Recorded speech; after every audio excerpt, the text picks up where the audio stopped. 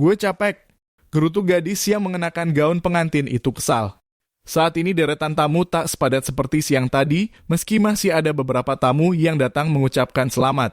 Dan disinilah Gava serta Halwa berada di ballroom hotel yang dihiasi bunga berwarna putih terlihat begitu megah. Mempelai wanita menampilkan senyum lebar menutupi rasa terpaksa. Gadis itu melirik laki-laki yang baru sekitar 29 jam menyandang gelar sebagai suaminya. Lelaki itu melebarkan senyum meski dalam hati ia terpaksa. Namun sialnya senyuman Gava malah membuat wajah tampannya semakin mempesona. Dan gue nggak nanya balas Gava enteng tanpa rasa kasihan. Seketika rasa kagum Hawa terhadap Gava lenyap. Bibir gadis itu mengerucut semakin kesal. Saking kesalnya, tanpa sadar tangan Hawa mencengkram erat telapak tangan tamu undangan yang bersalaman dengannya. Au! Pekik wanita yang seumuran tantenya terkejut. Maaf tante, cicit Hawa. Rasa malu dan bersalah menyelimuti gadis itu. Enggak apa-apa kok, cuma kaget aja, ucap tante sembari tersenyum, kemudian beralih menatap Gava.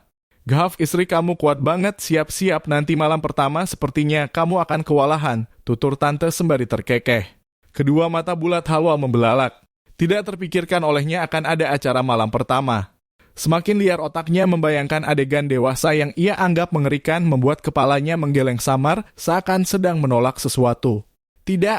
Batinnya berteriak histeris.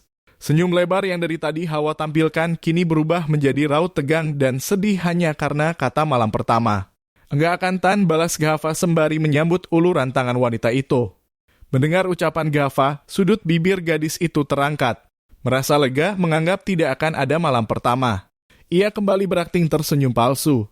Gava merapatkan dirinya pada Hawa, wajahnya ia dekatkan ke samping wajah Hawa. Muka lo udah cukup bikin malu. Please, kelakuan jangan, bisik Gava. Apa yang dilakukan oleh Gava menimbulkan rasa iri bagi para tamu undangan. Melihat kemesraan pengantin baru yang sedang dimabuk asmara. Tidak tahu saja jika mempelai wanitanya sedang menahan amarah akibat ucapan suami laknatnya. Sehari sebelumnya, penyebab Gava dan Halwa mendadak nikah. Di depan ruang ICU, Halwa terduduk di lantai dengan isak tangis. Sementara itu, Gava tengah melihat keadaan ayah Halwa dari kaca sebab dokter belum mengizinkan mereka mengunjungi pasien. Ayah Halwa terkena serangan jantung akibat perusahaan yang mengalami kerugian besar dan terlilit hutang. Menyebabkan perjodohan yang akan dilakukan beberapa tahun ke depan harus dipercepat. Gava, ayo siap-siap hafalin ijab qabul, ucap sang mama sembari mengulurkan selembar kertas. Gava ingin menolak tapi melihat ayah Halwa yang sedang dalam kondisi antara hidup dan mati dan Halwa terancam menjadi sebatang kara sebab bundanya telah meninggal beberapa tahun silam. Gava tidak tega. Inikah yang disebut dilema? Batin Gava bertanya. Sedangkan Halwa menangis tanpa bisa berbicara. Gadis itu sedang ketakutan membayangkan sang ayah yang sedang kritis akan meninggal. Halwa menangis terseduh-seduh sesekali meraung. Gadis itu masih duduk bersimpuh di atas lantai. Posisinya persis seperti suster ngesot. Sabar sayang, masih ada kami. Kamu nggak akan sendirian, ucap calon mama mertuanya, menenangkan sembari mengelus pelan bahu Halwa. Dalam tangis, Halwa mencerna ucapan calon mama mertuanya. Walaupun kritis, ayahnya masih bernafas, tapi sang calon mertua berucap seolah ayah Halwa sudah tiada.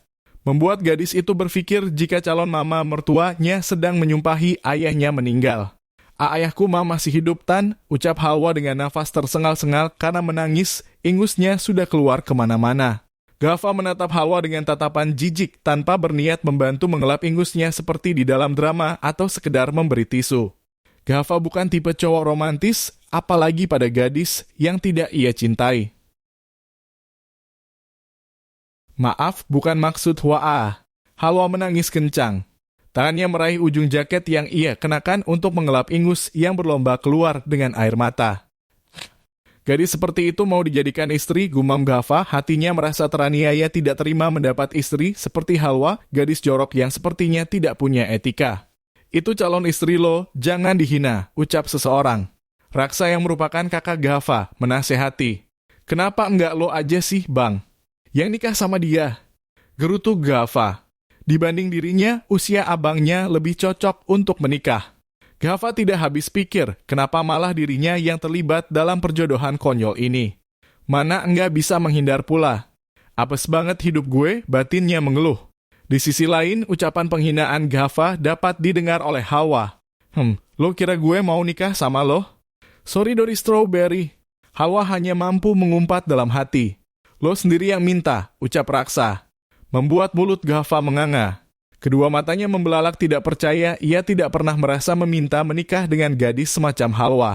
Apa gue amnesia? Kenyataan macam apa ini? Batin Ghafa bertanya-tanya. Lo, nggak usah bercanda, Bang. Sekarang aja gue ingin menertawakan diri sendiri, dapat nasib sial banget harus menikah muda dengan mempelai macam suster ngesot. Ghafa misuh-misuh. Kata Mama, memang lo yang minta. Raksa masih berbicara hal yang tidak masuk akal bagi Ghafa. Gue emang nakal, tapi nggak pernah mabok dan ngomong melantur ingin nikah. Apalagi sama dia, balas Ghafa, dagunya bergerak menunjuk Hawa yang masih setia menangis. Raksa terkekeh mendengar keluhan adiknya yang terkesan sangat tidak menyukai Hawa. Jangan terlalu benci, nanti lo malah cinta mati. Ghafa hanya memutar bola matanya malas, suatu hal yang tidak mungkin terjadi adalah jatuh cinta pada gadis semacam Hawa. Lo emang nggak mabok. Tapi saat masih kecil katanya lo maksa mau nikah sama Hawa, jelas Raksa. Ghafa menggeleng, semakin merasa ini semua terlalu konyol dan tidak masuk akal. Bagaimana bisa mereka menganggap serius ucapan balita? Tanyanya sangat tidak percaya, karena perjodohan sudah direncanakan. Awalnya sama gue, tapi lo nangis merengek minta Hawa. Sebagai abang yang baik hati dan penyayang, gue ikhlasin. Jelasnya, Raksa kemudian menepuk punggung Ghafa seolah telah memberikan sesuatu yang sangat berharga. Nyesel gue pernah jadi balita, otak gue B kali D kali H banget pasti waktu masih balita, gerutu Ghafa. Ghafa merasa ingin memutar balikan waktu untuk merevisi ucapannya yang dirasa menyebabkan petaka di hari ini. Raksa terkekeh. Sana bantuin Hawa bangun sekalian lap air mata sama ingusnya. Ogah, lo aja sana ikhlas gue, sewot Ghafa. Mau bagaimanapun Ghafa belum siap menerima surprise yang benar-benar berhasil mengejutkannya sampai ia ingin menangis karena tidak terima tiba-tiba dipaksa menikah. Oh astaga, lo itu calon suaminya, buruan bantuin Hawa. Simulasi jadi suami yang baik, ucapnya. Raksa menengok ke belakang. Itu penghulunya udah datang, lanjut Raksa. Ghafa menatap seorang pria paruh baya yang baru saja datang. Hidup gini amat, baim lelah Tuhan.